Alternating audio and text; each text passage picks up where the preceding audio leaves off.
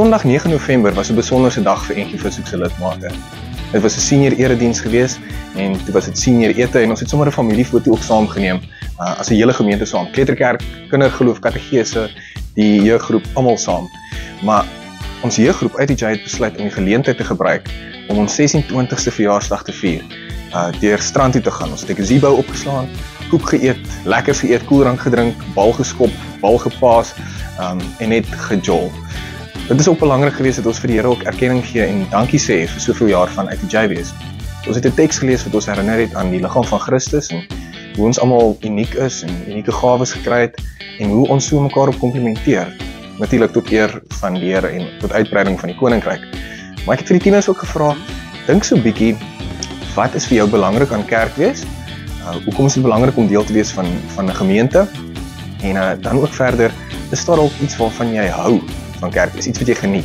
En hier's 'n paar van die antwoorde. Die manne was bietjie skaam geweest, maar soos julle kan sien, het die girls 'n goeie antwoorde gegee. Trots op julle. Kyk saam met my. What about church do you think is important or awesome? Nice. What I love about church is that we can all come together to praise and worship God. Nice. ATJ? Salut! Die kerk saam te wees beteken om saam die Here te loof en saam met die gemeente te wees. Ek dink om deel van die kerk te wees is heel van daai gemeenskap en daai liefde van God. Almal is lief vir God en dit bou net sulke goeie gemeenskap vir almal om verder te word. Dus ek het nou een van my beste vriendinne ontmoet, Janet, by die kerk.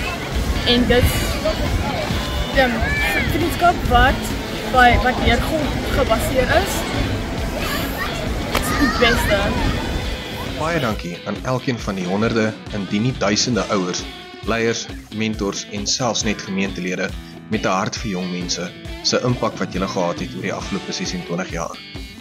Elke ietsie klein of groot het bygedra daartoe dat uit die J 'n tuiste kon en kan wees vir enige een wat hier instap. Die belangrikste en grootste dankie is aan ons hemelse Vader wat ons gedra het en steeds dra.